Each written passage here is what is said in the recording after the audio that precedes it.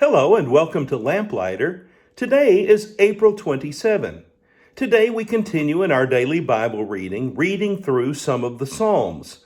And in this section of Psalms that we're currently looking at, we find that these are a grouping of Psalms about righteousness and wickedness.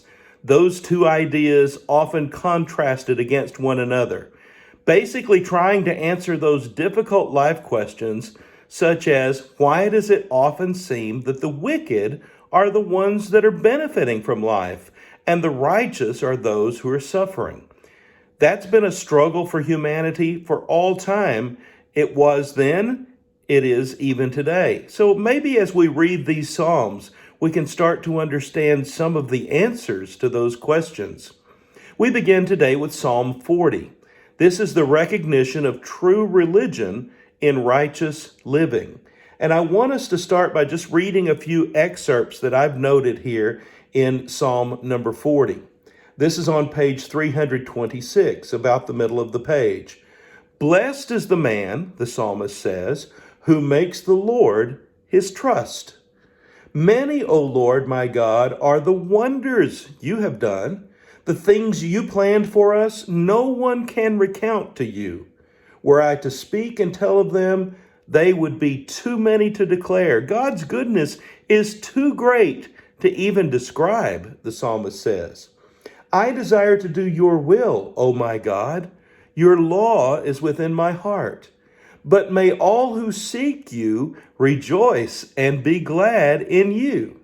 May those who love your salvation always say, the Lord is exalted. Sometimes it's enough for a righteous person to just recognize and to be reminded that God has always been in control and he always will be in control, and that he continues to bless his people, even when we may not always recognize those blessings. Then we move to Psalm 49, spiritual insight better than wealth robbed by death.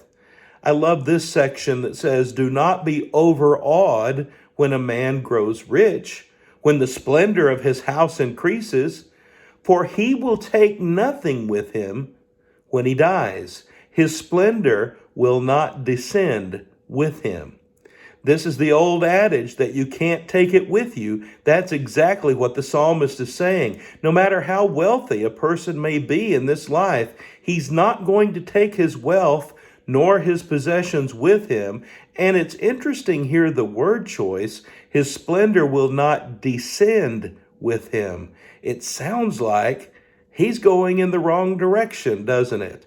It's just kind of an encouragement to those who are righteous to keep on keeping on and to not fret because it appears that wicked people prosper.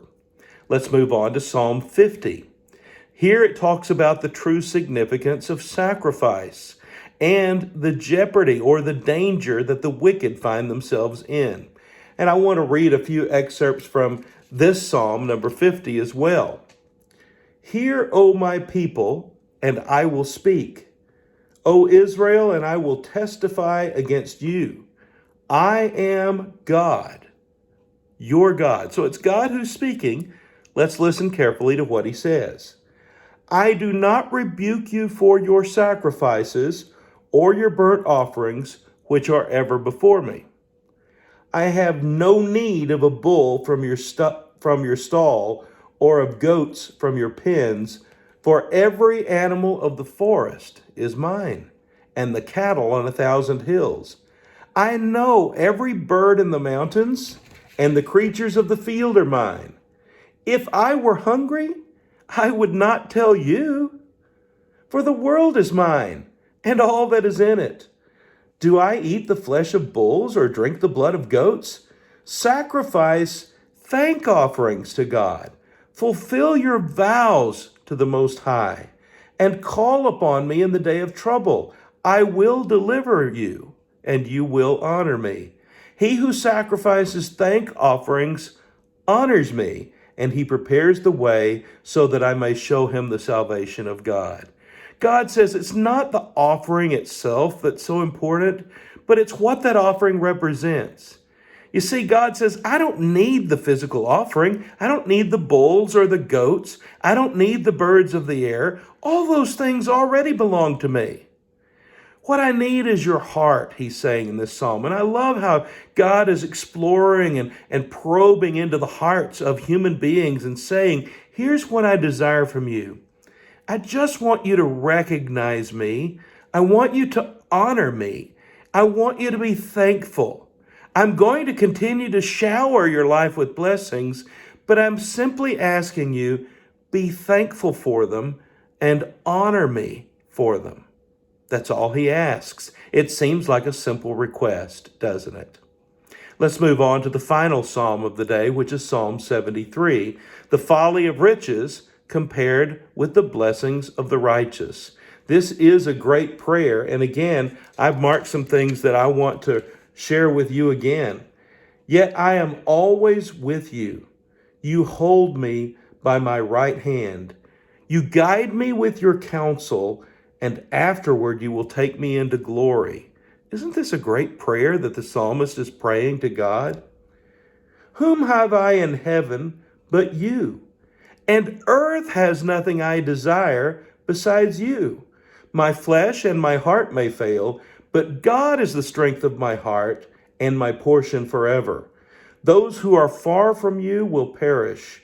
You destroy all who are unfaithful to you. But as for me, it is good to be near God. I have made the sovereign Lord my refuge. I will tell of all your deeds.